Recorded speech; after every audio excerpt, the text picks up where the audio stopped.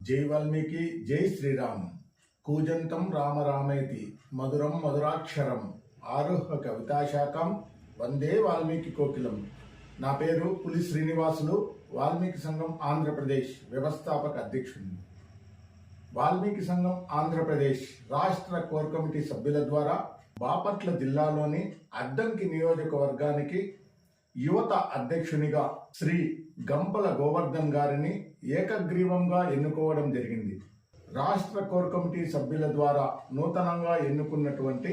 బాపట్ల జిల్లాలోని అద్దంకి నియోజకవర్గ యువత అధ్యక్షుడు గంపల గోవర్ధన్ గారికి వాల్మీకి సంఘం ఆంధ్రప్రదేశ్ కుటుంబ సభ్యులందరి తరఫున హృదయపూర్వక శుభాకాంక్షలు తెలియజేసుకుంటున్నాను. గంపల గోవర్ధన్ గారు అద్దంకి నియోజకవర్గంలో ఉన్నటువంటి యువత అందరికీ ఆదర్శవంతంగా ఉండి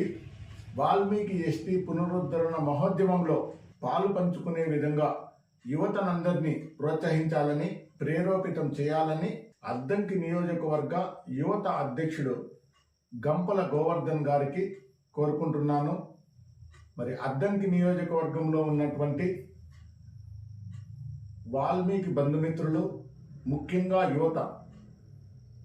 గంపల గోవర్ధన్ గారి నాయకత్వాన్ని బలోపేతం చేసి వాల్మీకుల ఎస్టీ పునరుద్ధరణ మహోద్యమంలో ప్రతి ఒక్కరూ భాగస్వాములు కావాలని, గంపల గోవర్ధన్ గారికి సహాయ సహకారాలు అందించాలని అద్దంకి నియోజకవర్గంలో ఉన్నటువంటి వాల్మీకి బంధుమిత్రులందరికీ వేడుకుంటున్నాను. ఈరోజు భీష్మాష్టమి, గంగాదేవి శాంతనవుల పుణ్యదంపతులకు పుట్టినటువంటి భీష్ముడు తండ్రి సుఖం కోసం ఆజన్మ బ్రహ్మచారిగా ఉంటానని శపథం చేసి భీష్మ ప్రతిజ్ఞ చేసినటువంటి భీష్ముడు ఎన్నో యుద్ధాలు చేసి రాజ్యాలను గెలిచినటువంటి చక్రవర్తి. జీవించి ఉన్నంత వరకు వంశాభివృద్ధికి అహర్నిశలో కష్టపడినటువంటి భీష్ముడు ఎల్లప్పుడూ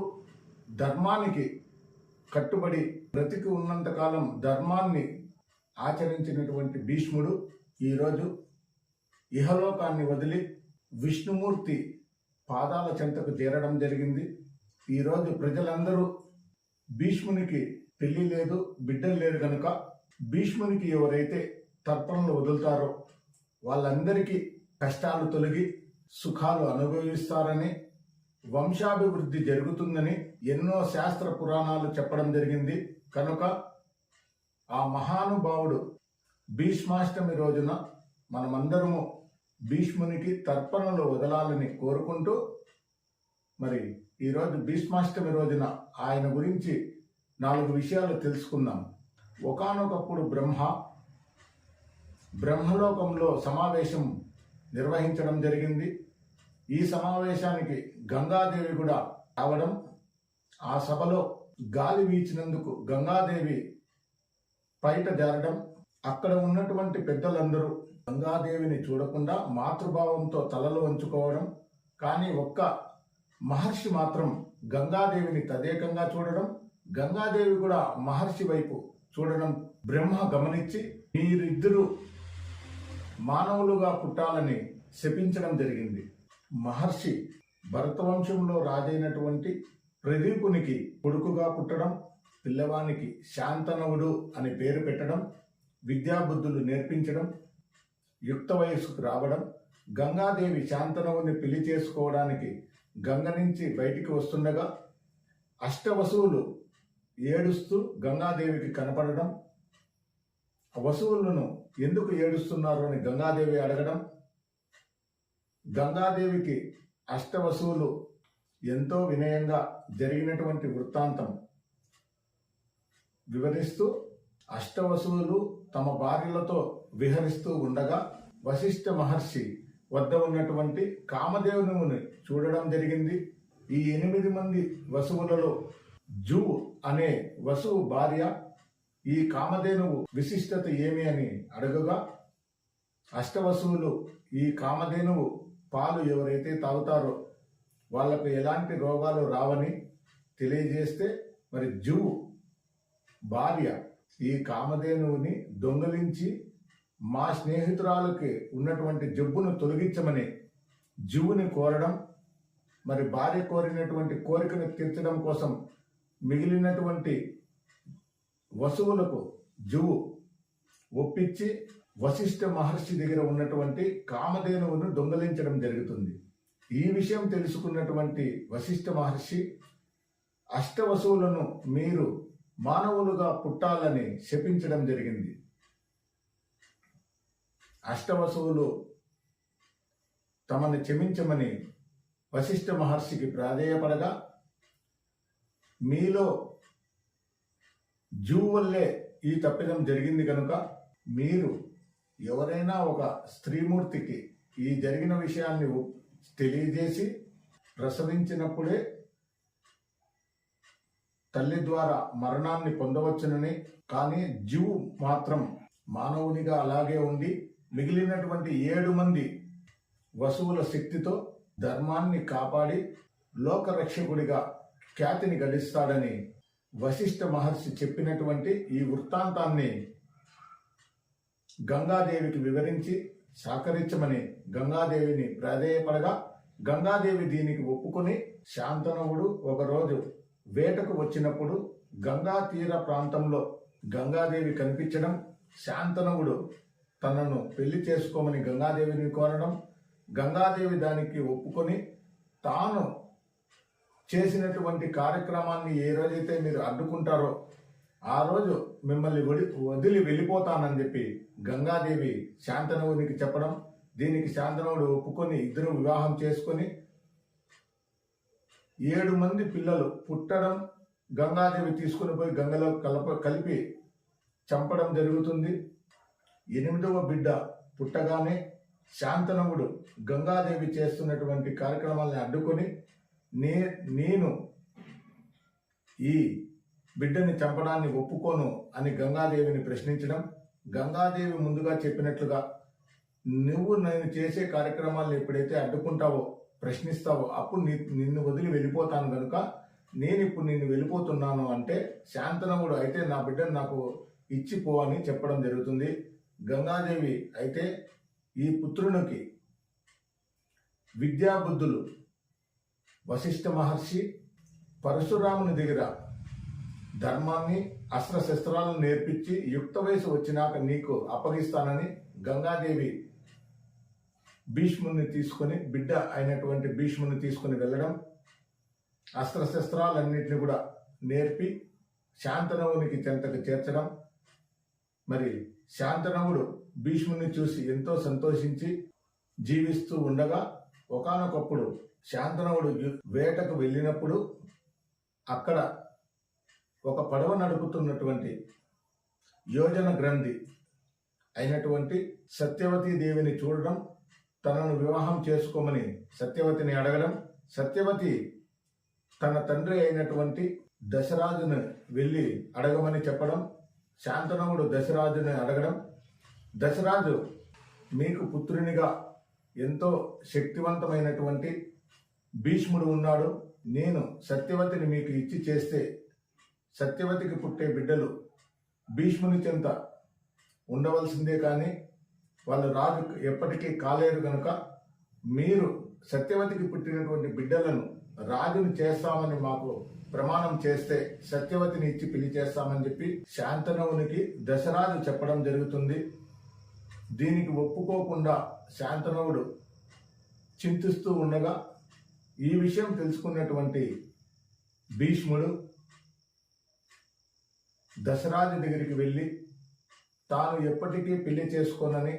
ఆజన్మ బ్రహ్మచారిగా ఉంటానని భీష్మ ప్రతిజ్ఞ చేసి తండ్రి శాంతనువునికి సత్యవతీ దేవిని ఇచ్చి వివాహం చేస్తాడు. మరి సత్యవతీ దేవికి చిత్రాంగదుడు విచిత్ర వీరుడు అనే 2 పుత్రులు పుట్టారు. భీష్ముడు తన తమ్ముళ్లను ఎంతో ఆప్యాయంగా పెంచుకుంటూ చిత్రాంగదుడు ఒకరోజు వేటకు వెళ్ళినప్పుడు గంధర్వుడు చిత్రాంగదుడు అనే పేరు ఉన్నందువల్ల ఎవరైనా ఒకరే చిత్రాంగదుడు ఉండాలి, మరి నిన్ను చంపేస్తానని ఆ గంధర్వునితో యుద్ధం చేయడం, ఆ యుద్ధంలో మరి చిత్రాంగదుడు మరణించడం, మరి వంశాభివృద్ధి కోసం మిగిలినటువంటి చిత్రాంగదునికి వివాహం చేసి వంశాభివృద్ధి చేయాలని భీష్ముడు పెళ్లి కూతుర్లను వెతుకుతుండగా కాశీరాజు తమ ముగ్గురు కుమార్తెలకు అంబ, అంబిక, అంబాలిక అనే ముగ్గురు కూతుర్లకు స్వయంవరాన్ని ప్రకటించినారని చెప్పి తెలుసుకున్నటువంటి భీష్ముడు ఆ స్వయంవరానికి వెళ్ళి, నా తమ్ముని కోసం నేను ఈ స్వయంవరానికి వచ్చాను, అంబ, అంబిక, అంబాలికలను తీసుకుని వెళ్తున్నానని చెప్పి ఎవరైనా యుద్ధం చేయాలనుకుంటే చేయవచ్చని తెలుపడంతో అక్కడ ఉన్నటువంటి అంబను పెళ్లి చేసుకోవాలని వచ్చినటువంటి రాజు సాల్వుడు భీష్మునితో యుద్ధం చేయడం, సాల్వుడు ఓడిపోవడం, భీష్ముడు గెలిచి అంబ, అంబిక, అంబాలికను తీసుకొని వెళ్ళి చిత్రాంగదునికి ఇచ్చి వివాహం చేసే టైంలో అంబ,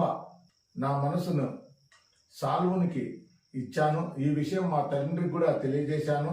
సాల్వుడు కూడా నన్ను పెళ్లి చేసుకోవాలనే ఉద్దేశంతోనే ఆ రోజు స్వయంవరానికి రావడం జరిగింది, కాబట్టి నన్ను సాల్వుని దగ్గరికి పంపించమని భీష్ముడిని కోరగా అంబను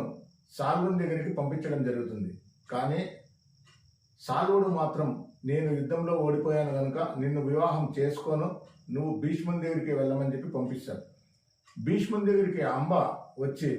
మీ తమ్మునికి ఇచ్చి వివాహం చేయమని చెప్పి కోరగా, నువ్వు మనసులో వేరే వాళ్ళను పెట్టుకున్నావు గనుక నీకు మా తమ్ముడిని ఇచ్చి వివాహం చేయనని చెప్పి భీష్ముడు చెప్పడంతో, అయితే నువ్వే పెళ్లి చేసుకోమని చెప్పి భీష్ముడిని కోరడం, భీష్ముడు తాను చేసినటువంటి భీష్మ ప్రతిజ్ఞ గురించి తెలియజేసి అంబను పంపించేయడం, అంబ తపస్సు చేసి భీష్ముడిని చంపడం కోసం మరుజన్మలో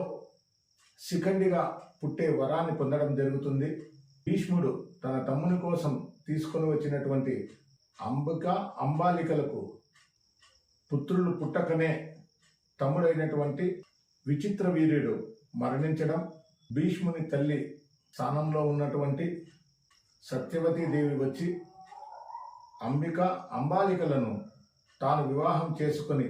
వంశాభివృద్ధి చేయాలని కోరడం జరిగింది. భీష్ముడు తాను ఇచ్చినటువంటి మాట తప్పనని వేద పండితుల ద్వారా దీనికి పరిహారం తెలుసుకొని వ్యాస భగవానుని ప్రార్థించి, వ్యాస భగవానుని కృప వల్ల ధృతరాజు, పాండురాజు పుట్టడం, మరి దాసి ద్వారా విదురుడు పుట్టడం జరుగుతుంది. ధృతరాష్ట్రునికి 100 మంది పుత్రులు, పాండురాజుకి 5 మంది పుత్రులు కలగడంతో భీష్ముడు తన మనవళ్లతో ఎంతో ఆనందంగా ఉంటాడు. కౌరవుల, పాండవుల మధ్య విభేదాలు రావడం, మరి యుద్ధాన్ని ప్రకటించడం, ఈ మహాభారత యుద్ధంలో 9వ రోజు భీష్ముడు చేసినటువంటి యుద్ధానికి పాండవుల్లో ఉన్నటువంటి సైన్యమంతా చనిపోతుండడం చూసి యుద్ధం అయిపోయిన తర్వాత శ్రీకృష్ణుడు, పాండవులు అందరూ కలిసి భీష్ముని దగ్గరికి వెళ్ళి మీకు మరణం ఏ విధంగా వస్తుందో తెలియజేయమని భీష్ముడిని కోరగా, ధర్మం కోసం భీష్ముడు అంబిక చరిత్ర గురించి తెలియజేసి ఇప్పుడు ఉన్నటువంటి శిఖండిని అడ్డు పెట్టుకుని తనను చంపవచ్చని తన మరణాన్ని ధర్మం కోసం తెలియజేసి కురుక్షేత్రంలో 10వ రోజు అర్జునుడు కొట్టినటువంటి బాణాలకు రథం నుంచి కింద పడిపోయి తాను ఇష్టామరణం ఉండడం వల్ల దక్షిణాయనంలో తాను మరణించకూడదని ఉత్తరాయణం రథసప్తమి రోజున ధర్మరాజుకు ధర్మసూత్రాలన్నీ వివరించి కైవల్యాన్ని పొందడం జరుగుతుంది. ఈ విధంగా రాజ్యం కోసం, ఇచ్చిన మాట కోసం, వంశాభివృద్ధి కోసం, ధర్మం కోసం తన జీవితమంతా నిలబడినటువంటి భీష్ముని చరిత్ర ఈరోజు తెలుసుకొని భీష్మునికి తర్పణలు ఎవరైతే వదులుతారో, ఎవరైతే ఈ భీష్ముని చరిత్ర గురించి చెప్తారో, ఈ భీష్ముని చరిత్ర గురించి ఎవరైతే వింటారో వీళ్ళందరూ కూడా ఇహలోకంలో సుఖాలు అనుభవిస్తారని, చివరగా స్వర్గాన్ని చేరుకుంటారని పురాణాలలో చెప్పడం జరిగింది. వాల్మీకి బంధుమిత్రులందరూ కూడా ఏ విధంగా భీష్ముడు భీష్మ ప్రతిజ్ఞ చేశాడో అదే విధంగానే వాల్మీకులందరూ కూడా వాల్మీకి ప్రతిజ్ఞ చేసి భావితరాల బిడ్డల కోసం వాల్మీకి ఎస్టీ పునరుద్ధరణతో పాటు విద్య, ఉపాధి, రాజకీయ, ఆర్థిక, సామాజిక, సాంస్కృతిక అన్ని రంగాల్లో కూడా ముందుకు పోయే అంతవరకు శ్రమిస్తామని ప్రతి ఒక్కరూ వాల్మీకి బిడ్డలందరూ కూడా వాల్మీకి ప్రతిజ్ఞ చేయాలని కోరుకుంటూ బాపట్ల జిల్లాలోని అద్దంకి నియోజకవర్గ యువత అధ్యక్షుడైనటువంటి గంపల గోవర్ధన్ గారికి సహాయ సహకారాలు అందించి వాల్మీకి సంఘం ఆంధ్రప్రదేశ్ చేపట్టినటువంటి వాల్మీకి ఎస్టీ పునరుద్ధరణ మహోద్యమంలో ప్రతి ఒక్కరూ భాగస్వాములు కావాలని ఈ స్క్రీన్ మీద స్క్రోల్ అవుతున్నటువంటి నెంబర్కి ఫోన్ చేసి వాల్మీకి ఎస్టీ పునరుద్ధరణ మహోద్యమంలో ప్రతి ఒక్కరూ సలహాలు, సూచనలు, సహాయ సహకారాలు అందించాలని, రాష్ట్రంలో ఉన్నటువంటి వాల్మీకుల అభ్యున్నతికి కృషి చేయాలని ప్రతి ఒక్కరిని వేడుకుంటూ నేను మీ పులి శ్రీనివాసులు, వాల్మీకి సంఘం ఆంధ్రప్రదేశ్ వ్యవస్థాపక అధ్యక్షుడిని. జై వాల్మీకి, జై శ్రీరామ్.